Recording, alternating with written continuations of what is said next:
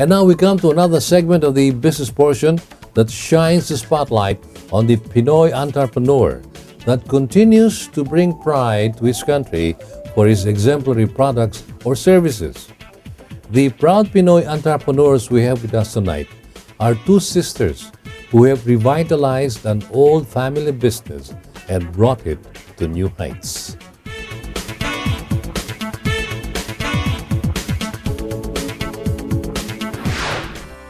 Meet Macy and Mariel Lazaro. They represent the fourth generation of the family that owns the very first tannery in the Philippines. My mom's family has been in the business since 1901. Actually, we are the fourth generation to also venture in the business. My mom's ancestors, they're actually considered to be the pioneers in leather making. They're the first to venture into the trade in the country. So early on, we were exposed to this kind of leather making. We even have summers where we go and do summer jobs at the factory, designing, working with leather. So when we graduated, my sister and I, it was a no-brainer for us to join the family business and to try to help out. Because at that time, there was a challenge because since the influx of China-made products in the 80s, there was a decline in the leather market. So our challenge was to try to help out how to promote leather making or leather goods. But the family did not just make bags. They had furniture makers and served the automotive industry as well. They also supplied the Marikina shoemakers their leather needs. Macy Lazaro just recounted how their family tannery started and flourished through over a century of tanning hides in the Philippines. She also recounted how much passion her mother had for leather making. And so it was natural for them to immerse themselves in the family business. Macy graduated from UP Diliman with a degree in fashion. My mom would give me a piece of leather and she would tell me, make something out of this, make a bag or design, or you can do collage. So actually, when I was choosing a course, I chose to venture into fashion. I studied clothing technology in UP Diliman, and this has helped me in terms of trying to gauge on the operations, in trying to learn marketing, in terms of how do you economize production, so it's a little bit of everything, and it helped me in managing the business. Macy's sister Mariel, however, graduated from De La Salle University with a degree in chemistry. She is the first to admit that her immersion in the family business and growing up in the tannery had a lot with her decision to take up chemistry. Well, actually, in the making of the product, we actually have two different roles. My sister was in charge of marketing and the designing of the bags. I was actually at the back end, which is in the operations as well as in the technical area, which is particularly leather. Everything in the Tannery Manila is proudly made in the Philippines.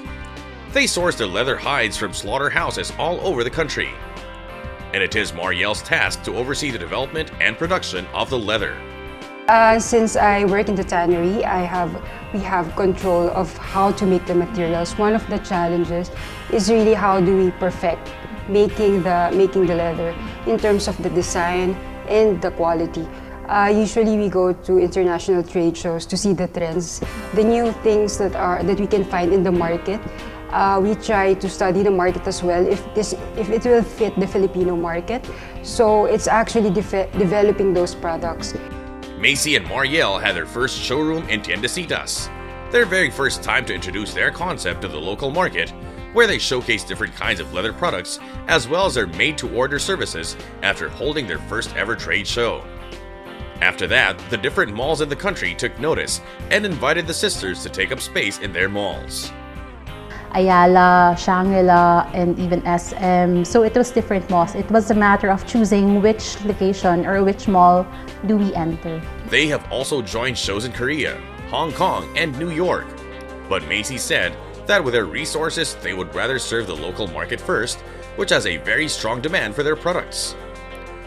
Even with excellent designs, Macy said, the Philippines is still behind in terms of having different kinds of leather materials.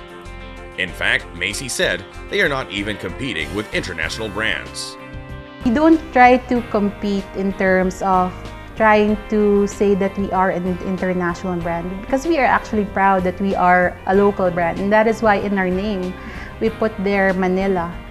And we are actually proud that our products are 100% Filipino. So we try to compete in terms of innovation.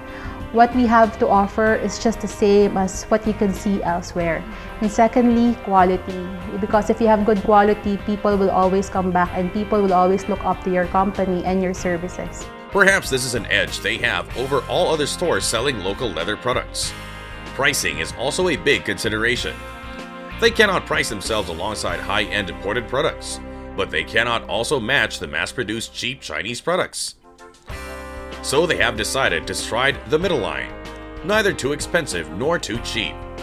So we want to promote the Philippine leather. That's why even our name, we name it the Tannery Manila, because we really want to be known as a locally made product, that everything is made here in the Philippines, that we have a tannery here in the Philippines, and it's existing and it can be globally competitive as well.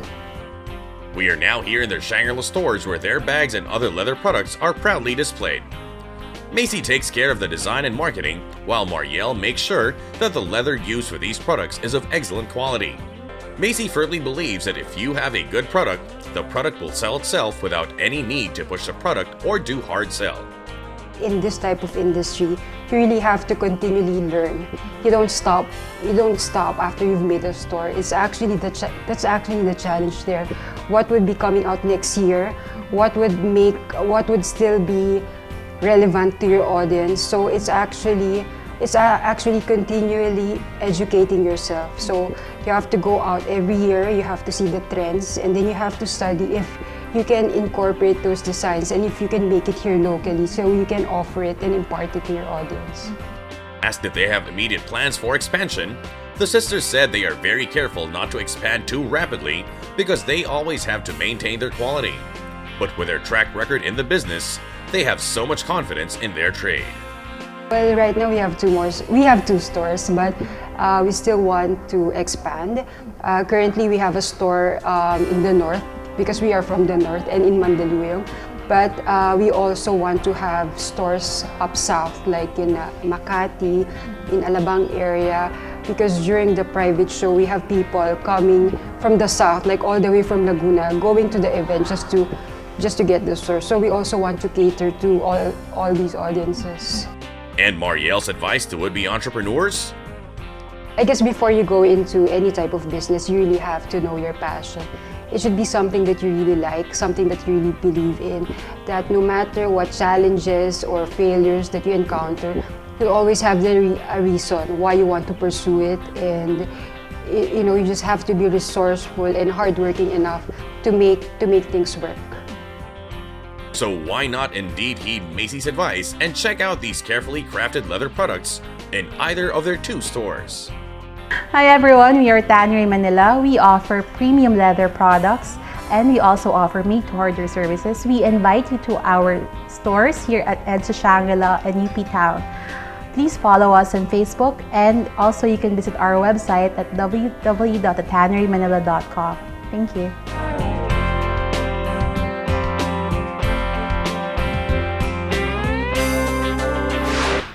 You've just met sisters Macy and Mariel Lazaro, proprietors of the Tannery Manila, and this week's Proud Pinoy Entrepreneurs.